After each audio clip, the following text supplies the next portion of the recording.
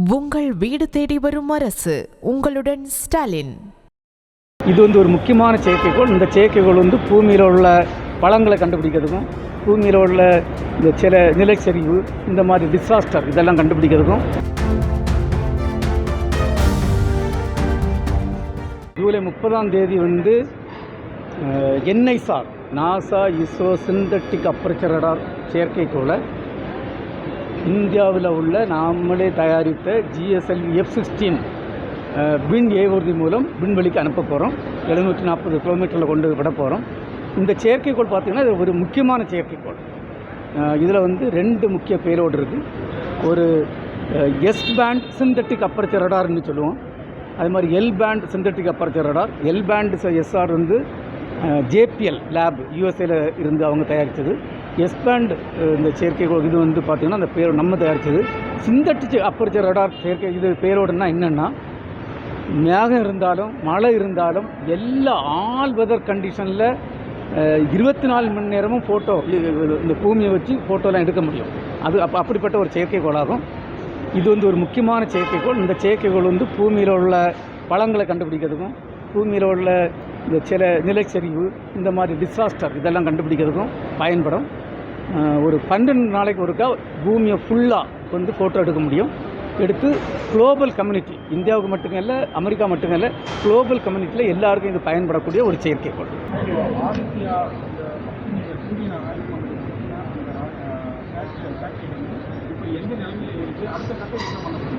Aditya L1 நம்ம கழிஞ்ச வருஷம் ஜனவரி 26 கொண்டு அந்த L1 ஆர்பிட்டுங்கிறது பூமியிலேருந்து 1.5 கிலோமீட்டரில் கொண்டு விட்டோம்.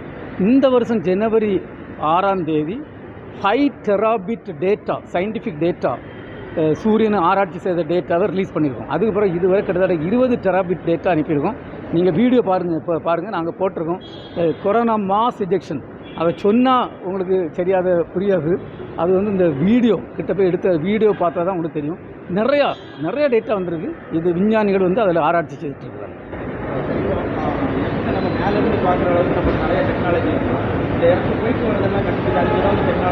அது we are on the job. இப்போ ஒன்று தானே டெவலப் பண்ணிகிட்ருக்கோம். we are developing.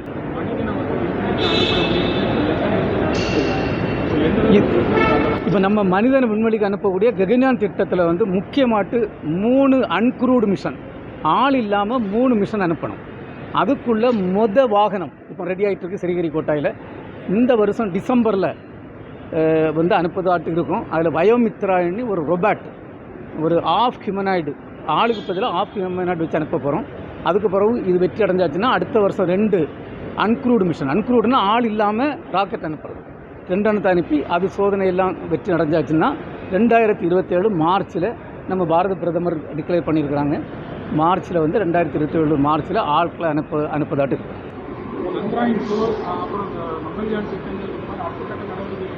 அதெல்லாம் நல்லா நடந்துட்டுருக்கு. சந்திரயான் 4 பார்த்திங்கன்னா இது போய் நிலாவில் இறங்கி சாம்பிள் எடுத்துகிட்டு வரக்கூடிய திட்டமாகும். அதுக்குள்ள ஆராய்ச்சிகள் எல்லாம் நடந்துருக்கு. இன்னும் 2 வருஷத்தில் அது வெற்றிகரமாக நடக்கும். அதே மாதிரி சந்திரயான் 5 அதே மாதிரி சந்திரயான் 5 நம்மளும் இந்த ஜப்பானை சேர்ந்து செய்யக்கூடியதாகும். அது சந்திரயான் 3 லேண்டர் பார்த்திங்கன்னா 1200 கிலோகிராம் எடை, இது 6800 கிலோகிராம் எடை உள்ளதாகும். சந்திரயான் 3க்கு ரோவர் இருக்குது இல்லையா, வெளியே வந்த ரோவர், அது 25 கிலோகிராம் எடையாகும். இது 350 கிலோகிராம் எடை உள்ள ரோவர். அது மாதிரி சந்திரயான் 3 14 நாள் ஒர்க் பண்ணிச்சு. இது 100 நாள் ஒர்க் பண்ணக்கூடிய ஒரு சந்திரயான் 5 நாங்களும் ஜப்பானும் சேர்ந்து செய்துட்ருக்கோம். அதுவும் 2028 போகும். இதே மாதிரி நிறைய திட்டங்கள். இப்போ நம்மளுக்கு 55 செயற்கைக்கோள்கள் இப்போ பூமி இந்த இதில் நம்மளுக்காக பயன்பட்டுருக்கு. இதை கிட்டத்தட்ட இன்னும் 4 வருஷத்தில் ஒரு 3 பங்காட்டு மாற்றத்துக்குள்ள திட்டங்கள், அதுக்கும் நம்ம ஒர்க் பண்ணிட்டுருக்கோம்.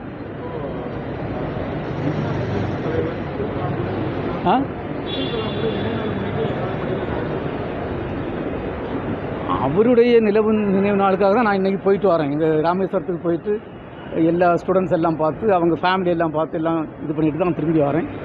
இல்லை, அவர் ஒரு பெரிய ஒரு தலைவர். உங்களுக்கு எல்லாம் தெரியும் இல்லையா, ஒரு முதல் எங்கள்கிட்ட ராக்கெட் SLV-3 ப்ராஜெக்ட் டைரக்டர், அப்புறம் மிசைலுக்கு ப்ராஜெக்ட் டைரக்டராக இருந்திருக்காங்க. அதுக்கப்புறம் அட்டாமிக் எக்ஸ்ப்ளோஷனில் ஒர்க் பண்ணியிருக்காங்க. அவங்க ஒரு பெரிய ஒரு இன்ஸ்பிரேஷனல் லீடர். ஸோ அவருக்காக நாங்கள் எந்த ஒரு திட்டமும் ஒர்க் பண்ணிட்டு இல்லை. நம்ம நாட்டு மக்களுக்காக என்ன வேணுமோ அந்த மாதிரி ஒர்க் பண்ணிட்டோம்.